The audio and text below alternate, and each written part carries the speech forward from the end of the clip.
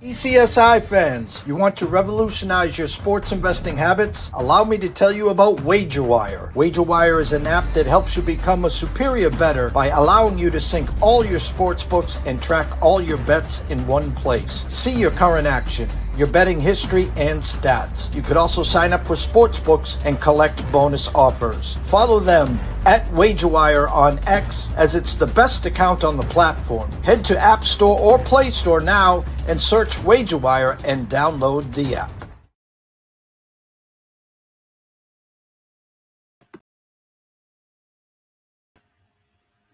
Hey there, welcome to the show today.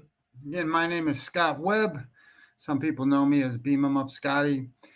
Today is June the 25th. It's actually my brother's birthday, so happy birthday, Brad.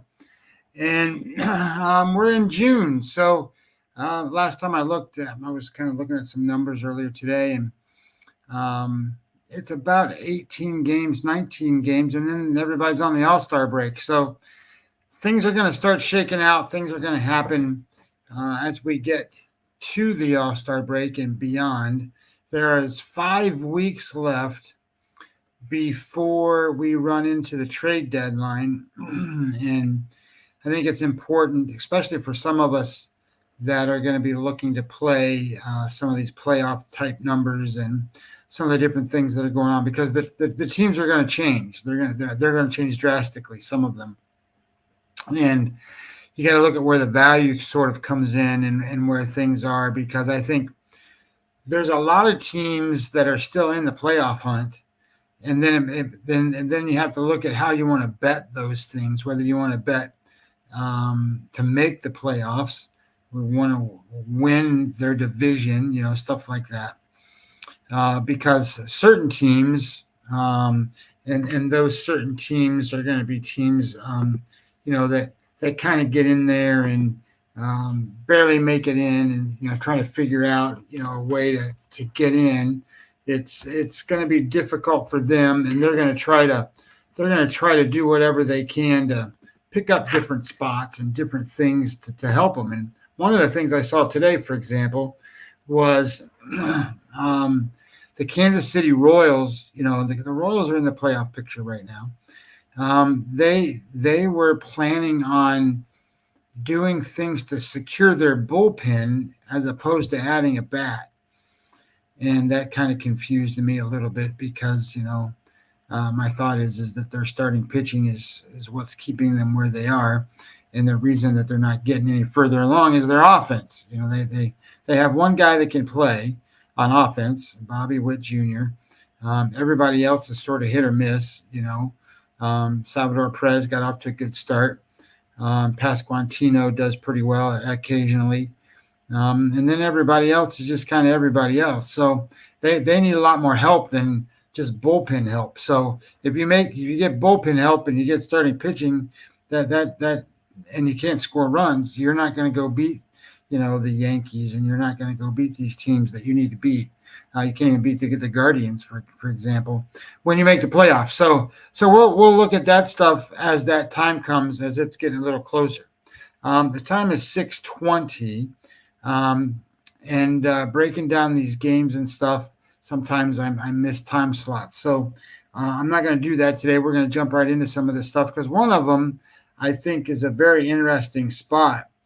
And that's the Blue Jays today play the Red Sox. And, what can you say about the Red Sox? The Red Sox have been one of these teams that have come, I don't want to say come from nowhere, because that's not true. They're a big name team, but wasn't much expected of them. They're supposed to be the cellar dweller in the American League East, and they're not. Of course, they're not Baltimore, and they're not the Yankees either. So they're somewhere in between all of that. And theoretically, I think that's the kind of record you would think that at this point Toronto would have, and or Tampa Bay would have. They're playing very well, doing very well. But I bring this game up because this is a situation that happens periodically. It's twice today, but it's periodically throughout the season. These two teams played last week. And that's not uncommon where they do this kind of stuff where they go one series that way and then they do a home and home and, and then just go to the next city and then they meet up again. But what is a little bit uncommon, you don't see all the time, is the two starting pitchers today, Kevin Gausman and Brian Bellow. The last time they pitched, the very last time they pitched, Kevin Gausman faced these Boston Red Sox, and Brian Bellow faced the Toronto Blue Jays. And that, in this particular situation, changes the handicap. And the reason it does is because if you go back and you start looking at back-to-back, when they have back-to-back starts against the same team, what you find is that the pitcher will almost do exactly opposite of what he did the last time out. So that means if the guy was really, really good in the first time out, he won't be any good in the second time out, and vice versa of that. If he was really good or really bad the first time out, he'll be a lot better in the second time out. And there's some logic behind that too. The logic is that, the first time they saw each other, the batters haven't seen the pitcher for a while. So it took them a little while to get used to the stuff and the speed and the movement and all that. And now they're going to see him again, and it's the very next start. So it's not like they have, they're going to see it. So they know what to expect. So the other part of that too is that both the hitters and the pitchers make adjustments from what they did before. So what does that mean? Well, that means that the pitch sequencing that a pitcher used to get all those outs, he can't use the same because the batters will be ready for that. So I'm just making this up. But say the pitcher was throwing a lot of fastballs up and in, and then getting out because he was throwing down and away changeups or down and away curveballs and getting the guys to get in front of him, top them, pull them down to the ground or strike a swing and miss. He was getting a lot of easy outs. Well, those batters are going to make adjustments to that. They won't swing at that again. They won't fall for that twice. So the pitcher will then have to go make adjustments. The hitters are going to make adjustments, and that makes the hitters a little more dangerous in this game than it does the pitcher. Now, vice versa of that is if the pitcher did poorly, he's going to change his pitch sequencing. And if he couldn't throw the ball where he wanted to, or maybe he just had a bad day that day, maybe he just didn't have his A+ stuff. So if he wasn't that good, maybe he's better today. And then the hitters are going to have to make adjustments. So if the hitters are on the defensive, then that puts the pitcher in an advantage. So today you run into this problem. So the problem is that the Blue Jays, they're treading water and seem to be headed in a direction where they're going to be sellers and they're going to get rid of all their guys. And the Red Sox are going the other way, and they might want to add to their team, and they want to try to do some things to get better. They've won quite a few in a row. I think the Red Sox, I don't know that they're in a hot streak in terms of like 5 or 6 in a row, but they've won quite a few. But I do know that the Blue Jays are lost 7 games in a row. I'm not here to predict when a team loses games and the streak ends and all that stuff. That stuff takes care of itself over time. And also there's a reason for those kinds of things. But I will say this. I think that this game is mispriced. And I think that the right side to bet is going to be the Toronto Blue Jays tonight. And here's a couple of points, right? So the first time they met, let me click this open for a second. The first time they met, this is Gausman. His game score last time they played was a 31. His game score for the season's a 50, which is not normal for him. He's normally close to ace-like stuff. He's normally a 60. But he's been hit a little bit more this year, so he's been hard to bet. However, he's not a 30 either. So a 30 means that he got hit around pretty good, and he should do a lot better today. So when I tell you the regression and progression to the mean, if the mean's 50 and he threw a 30, so to get to that 50, he has to throw a 70 today. 70 plus 30 equals 50. He's 100 divided by 2. That's a 50. So he's going to throw a pretty good game today. So, and pretty good 70s, like phenomenal. Now, I'm not going to say he's going to go out that far and be that dominant, but I will say he's going to be closer to a 70 than he is going to be to a 50. He's going to be really good, Gausman today. And then on the other side of that, Bellow threw a 56. Now, 50 is average. So he's a little over average, but his average for the season is a 46. So that's 10 more points higher than what he normally does. So he should regress back to his normal 46. So to get to that number, he has to perform worse. So the idea here is that we're going to play the regression progression game with these two pitchers and see then, okay, that's kind of the idea. So do the offenses, do the pitchers, can handicapping wise look at it? Can that actually happen? Well, first thing is to look at is the metrics here.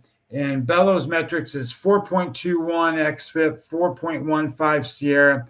So it's average, but average to a 4. And then you have Gausman, who's a 3.87, 4.02. So they're better. They're still average, but they're better. So where does that come into play that it's kind of different? Well, the difference is Kevin Gausman's a 1.67 walk rate. So he doesn't put guys on base. Bellow's 4.39. He's gonna give the Blue Jays an opportunity to score some runs because he puts guys on base. His whip rate's 1.80 and his batting average against is 313. His WPA, winning percent added, is minus 0.49. Again, that's 25% worst in all of Major League Baseball. So that means he's missing his targets. All right. So he threw a 56 the last time. Can we make the case that he can throw worse than a 56 this time and throw a dud? Absolutely, we can. And on the other side of that, Kevin Gausman looks to me like, okay, he's not going to walk guys. It's going to be kind of average all across the board. His WPA is minus 0.13, so that's kind of average, about right in the middle. Not as you're closer to 0, you're kind of in that middle point. So he's not one way or the other there. The only thing we got to do with him is keep the ball in the yard. He gives up some home runs. But situationally, I thought this was interesting too. Kevin Gausman, over the season, his SOPS plus. So how does he handle on-base percentage and slugging percentage from the opponent? It's 113. That means he's 13% worse than an average pitcher. That's for the whole season. But his last 28 days is a 97. Okay, that's still not the greatest thing in the world, but it's 3% better than an average pitcher. So that tells me he's made some adjustments and he's pitching better than he was. And then Brian Bellow is a 118 for the season, so similar to what Gausman is on the season, 18% worse than average. But over his last 28 days, 136. So he's 36% worse than average. So this tells me that he's pitching poorer, I guess that's not a word, more poorly than he has been. And it tells me that Toronto Blue Jays actually have a chance to hit him today. And then if you look at it from a perspective of offense in general, you sit there and go, well, you know, Boston's been really good on offense. Well, they have been, but they're not as good as what they were. They're 12th in offense right now. And you go, well, you know, they're terrible on offense. Well, I get that. It's because they don't score a lot of runs. They get guys on base. They just don't do anything with it. They're actually 19th on offense. So they're not that far apart. One's kind of in the top 15-ish. One's just kind of in the bottom 15-ish. That spread is not too far apart.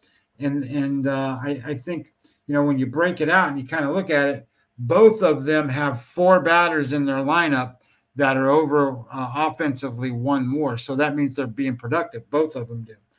The difference is that in the lineup, Toronto has 5 guys that are a little less productive, and Boston only has 2.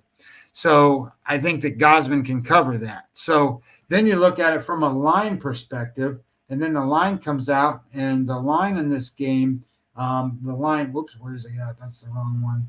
The line's over here. So Boston, let me slide this over so I can see it better. So the line in the game opened, and this was Boston minus 120. So now everybody's jumped on Boston. It's up to now minus 130, minus 131. And I'm going to tell you, you can get value, better value, by playing Toronto tonight. And my number on this game, Webby odds, was Toronto is minus 123 for Boston. So if you're at 130, you're at 131, 132. Your value is on the other side, and I think this matches up. So pick number one that I would give out to you tonight is going to be the Kevin Gausman side, Toronto Blue Jays tonight. I know it's sucky. I know that it doesn't sound good. It doesn't feel good, but it's the right way to go in this particular matchup. Another spot that I thought was a good spot, and I'm running into this problem with this particular team because I hate them, and I don't say this the right way. I don't have betting favorites and non-betting favorites. I have teams I like because they do all kinds of good quality things. This isn't one of them, but they win a lot, and that's the Seattle Mariners. Seattle is the number one team in the American League West. And when I looked at this, I'll just tell you what I looked at. When I looked at the pull this up this way, the standings today, one of the things that I thought was interesting in this particular way to look at it, I was looking at wins, okay? And one of the things I looked at in terms of wins is just total number of wins. So in the American League East, you've got the Yankees at 52 wins and Baltimore at 50. So the cream of the crop's around 50 wins. And then in the American League Central, the Guardians are at 50 wins. And then you go to the National League East, the Phillies, 52 wins. You go down to the Dodgers, they got 49 wins. So all these league-leading teams, division winners, are at 50, except both the Central divisions. In the National League, the Brewers are at 46. So it kind of tells you a little bit about that division, number one. And number two, that you got to look at that and go, that's a soft division leader right now. They're soft. They're not strong. And Seattle is 45. In fact, here's what I'm going to tell you. I think that Seattle is on the verge, even though they've won, they're 5-5 in their last 10. I think that they're on the verge of having Houston catch them. Houston is 5.5 games back. Houston is 2 games under 500, but I think Houston's a team that's going to catch them and pass them. And then I don't, Seattle could make the playoffs, but that's one of these teams that, boy, they need a lot more help. They need some offensive help.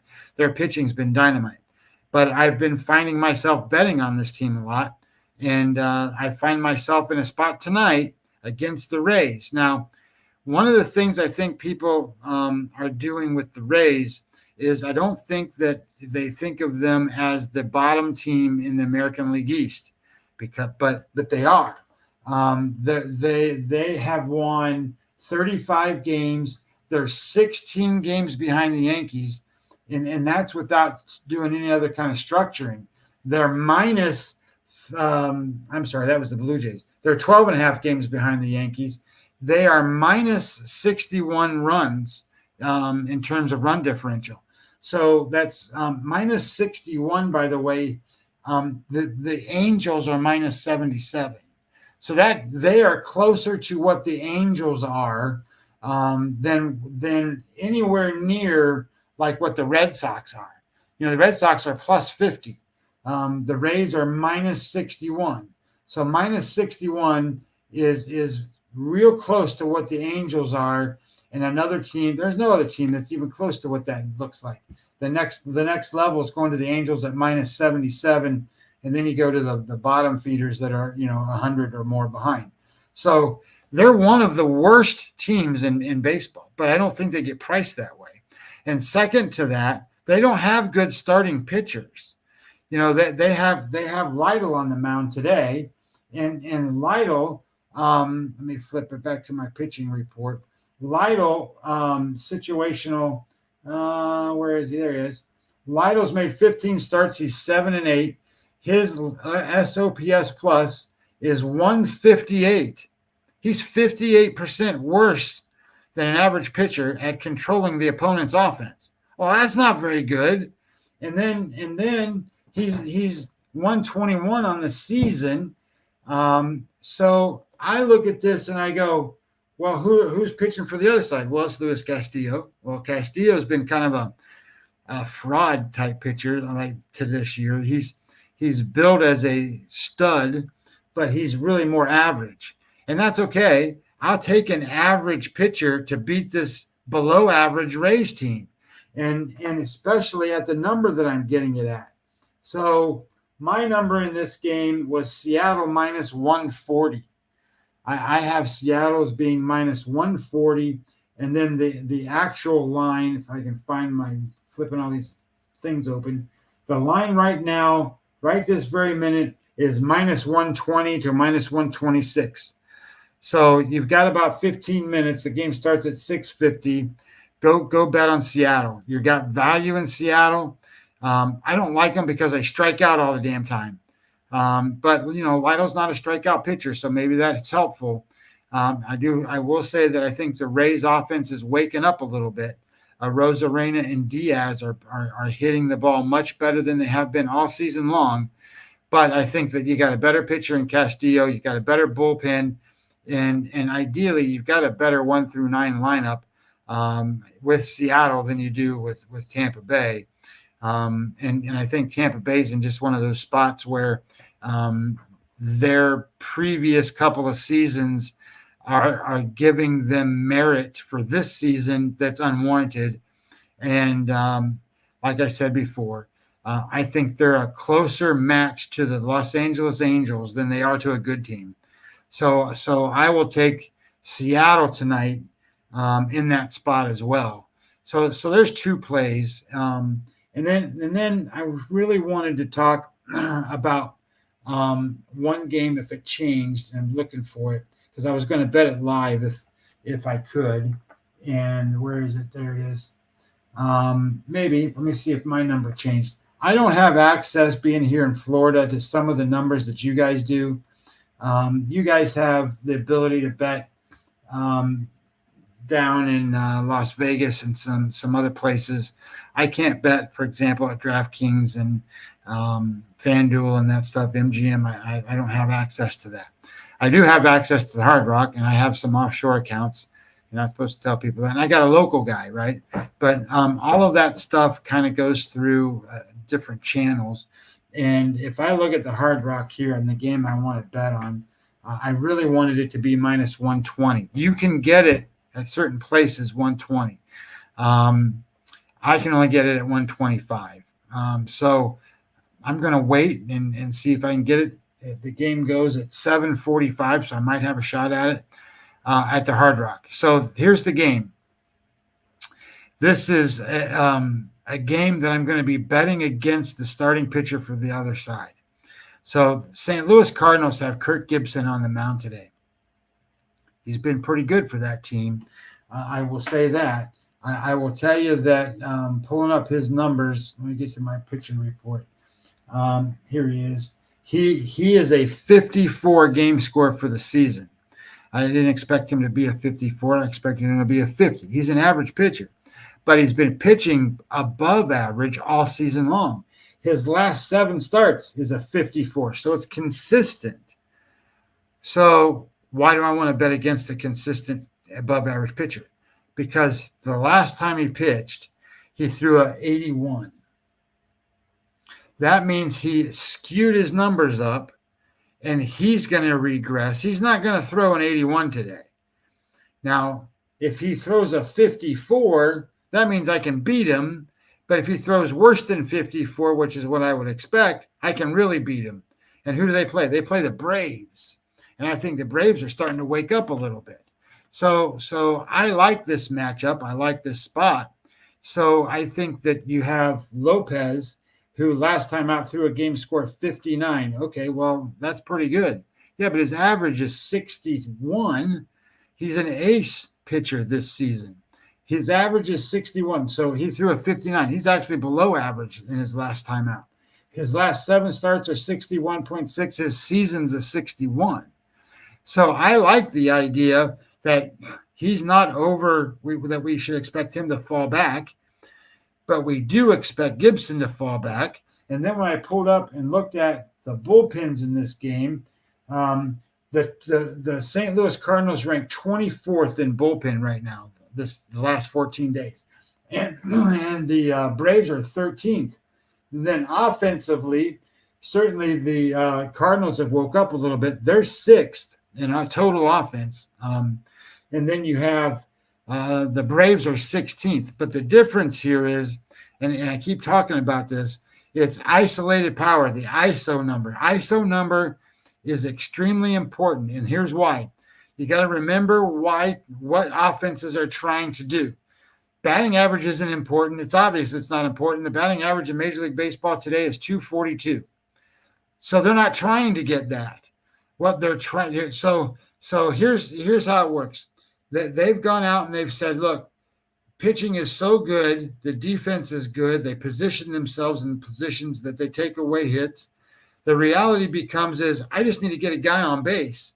I don't care if he walks, he gets on by air, we get a single, it doesn't matter. But once we get the guy on base, I want a crooked number on the board. So we're going to try to hit home runs or doubles. We're going to try to hit extra base hits. That's what we're doing. We want big, long power gap shots. And if they go out of the yard, that's exactly what we're looking for. How do you measure that? Well, Sabermetrics has a measurement for that, and it's called isolated power. Isolated power takes all total bases and divides it into at-bats, and you get this percentage. And it's great because then you take out all the stuff that, batting average. So, for example, a batting average takes into consideration that a double and a single and a triple and a home run all equate the same. It's a hit, and it equates the same, but it doesn't.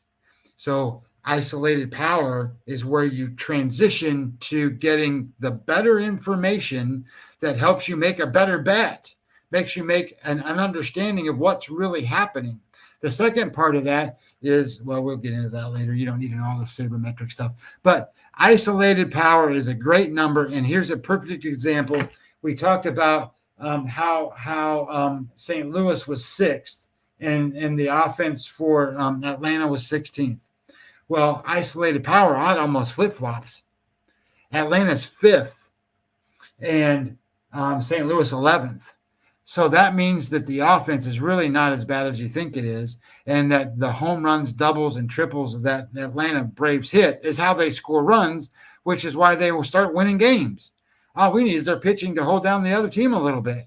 Let them go out there and hit a couple singles here and there. Who cares? They're not going to score that way or score enough to win the game. So when you look at the line that came out in this game, and I'll go back to this game if I can find it, and I'll click the right buttons. The game was opened. I got to find the right tab that I've got open. There it is. So Atlanta's game opened with Atlanta minus 135. It's 119 at Circa, 120 at Superbook, 120 at Bookmaker. The offshore accounts in some of the other places, South Point, DraftKings, they're all at 125. Well, that's what I can get it at. I'd love to get it at 120, and I want to bet it. I was going to do it live right here, right now, but I'm waiting on the number. Maybe I can get it for that number because it's available elsewise. But at the Hard Rock right now, it's 125. But my number on the game, if I can pull it up, there it is. My number on the game is Atlanta minus 136.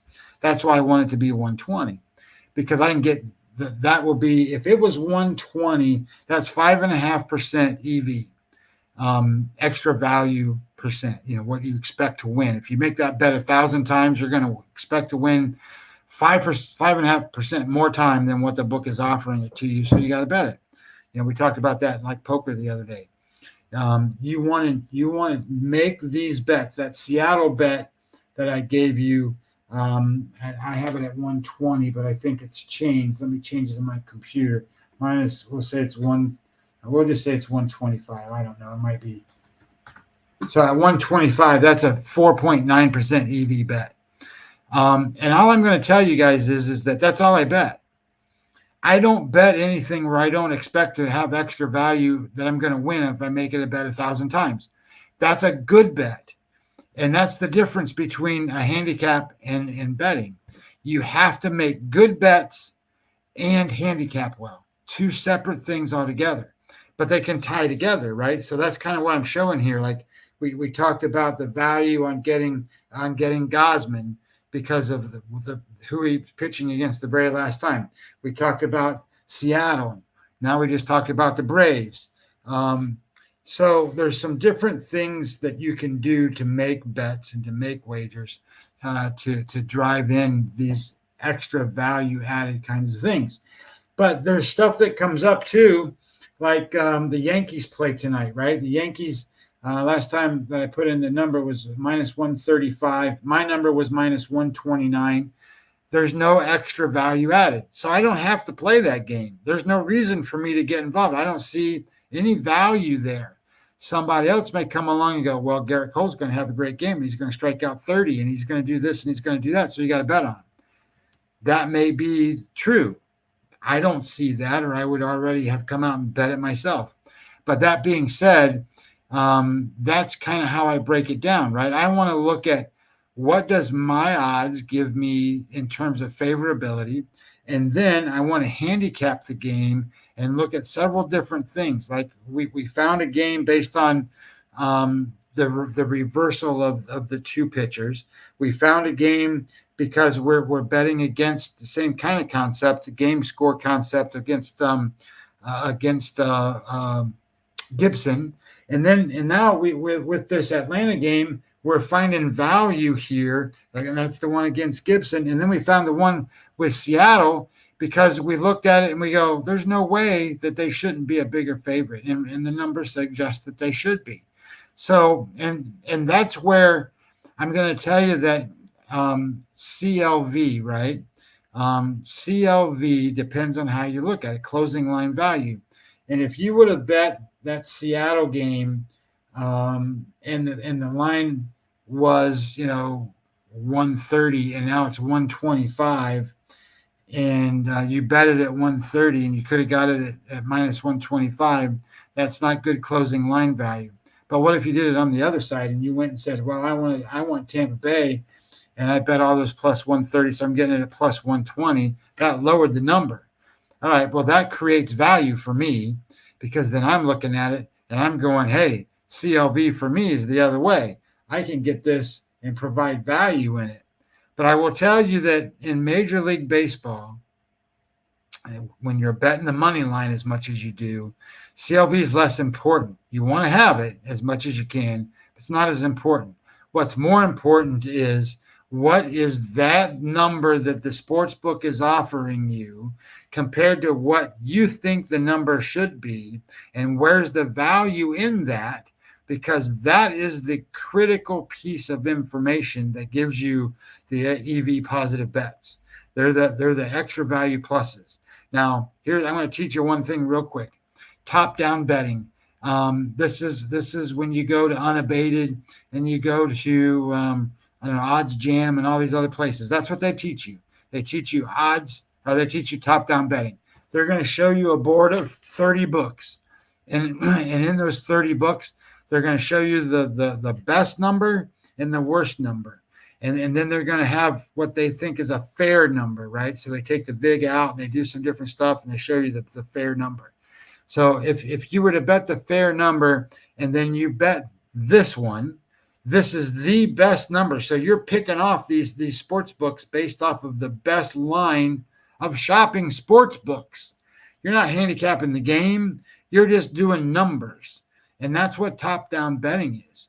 So I will tell you that if you can get good at top-down betting, you're going to get a good understanding of what a good bet is. So you won't make bad bets, meaning that if you have the ability to make a bet and you could bet it at minus 120, and you wouldn't go pay minus 125, you would go make it at 120 because it's right there. You can bet it. So you wouldn't do it another way. And I think that's the value of learning how to make good bets. And then what I offer you and what I do is create that extra wrinkle. When that extra wrinkle is, I create the number, and I create a number that I consider to be the best number in the world. It's data driven. It's not opinion based. It's not based on the idea that this team has to cover because I need this money for my book to be able to cover all the futures on this game, or I don't have to cover prop bets. And it has nothing to do with any of that. All it is it's sabermetrically driven.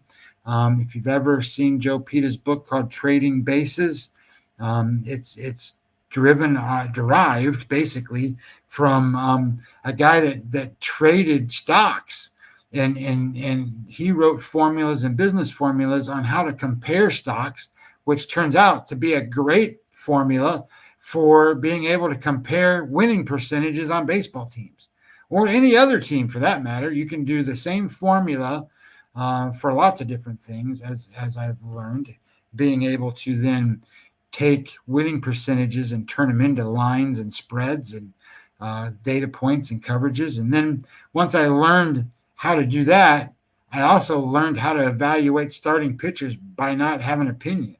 It's based off of data, and you can use that data to then create a number that is perfect. So that number comes out, and when I say it's perfect, it means that it's as true a number as I can come up with no human influence to guide it. And then I can take the number and I can compare it. And sometimes the numbers are almost exact, and other times they're off. And then when I see betting action, the betting action actually can derive more value to one way or the other too. I can't tell you how many times I bet on the Dodgers this year because everybody bet the number against them, and the line came down, and then they came into a window that I can bet it. So it's a great number. It's a great tool to have. So anyway, point being is there's lots of different ways to do this. But as you go forward, I think I gave out 3 or 4 plays here, right? I gave out what did we did Seattle, we did Toronto, we did Atlanta. That's who we did tonight. So I'm still not getting a lot of interaction. If you guys really want me to answer any questions, just type them in the comments. I'll get them. Or prior to the show, put them in Twitter comments or whatever, and I'll try to put them in here. I know that when I did this in the past, people would come on and they would ask me to do this game or do that. I'll break it down live for you if you want. So that's number 1. Number 2, follow me on Twitter or X or whatever you want to call it, Webby 20 MLB. Communicate with me. I like a lot of communication. I like to be helpful as best I can. Follow my website. Website is mlb-daily.com. I haven't posted an article there for a little while. I'm getting ready to post some stuff, but I post a lot of stuff in there. Not just necessarily baseball. There's some things in there too about top-down gambling and that kind of thing. And the idea, when you do this for a living, and you try to make as much money as you can, there's a big difference in the advice that I'm going to give you versus the advice of content creators. I'm not creating content. I'm really not. I mean, I get it that I come across the same way as somebody else might, but there's a purpose behind what I'm trying to do. I don't win every day, but and the idea though is that I'm not going to give you advice or tell you to go stuff and do things that I haven't either tried myself or am not doing myself. So I'm making these bets. And I guarantee you that they're graded on a $100 scale so that, you can see how many units you're up in comparative and all that crap. But I don't bet $100 units. You're not going to make, you're not going to make a living making $100 units.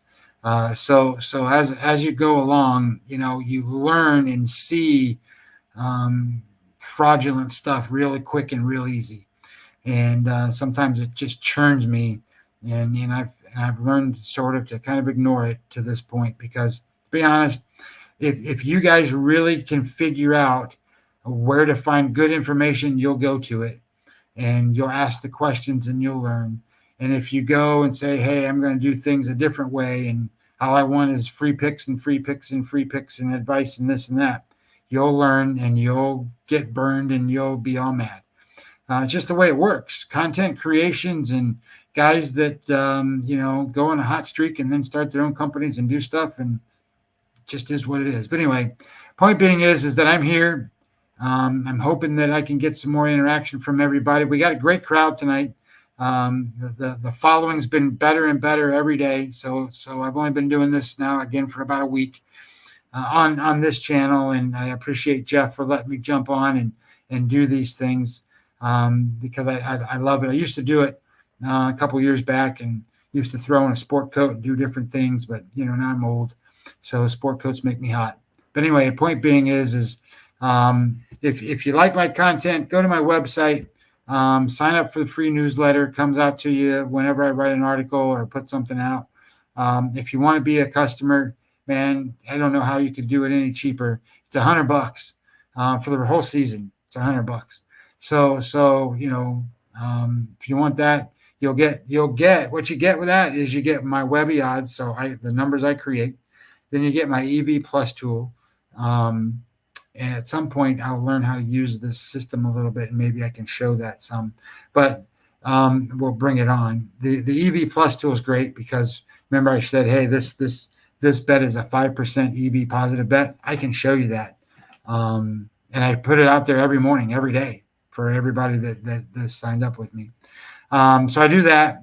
We go over a weather report. Then I put out my pitching report. Then I put out an offense report. And then I put a score predictor out there. So it's got all the scores that my calculator's numbers come up with. And it's kind of interesting because I don't know anybody does it the way I do it for that. My score predictor is worked based off of it takes two hits to score one run. So, it's kind of like breaking the pitcher down. How many innings is he going to throw? How many innings is the bullpen going to throw? And how many hits are they going to allow? And then how many home runs are they going to allow? And then the calculator, the computer goes, blah, blah, blah, blah, and it comes up with a number, and it's kind of neat. So what's cool about it is I also have first five numbers.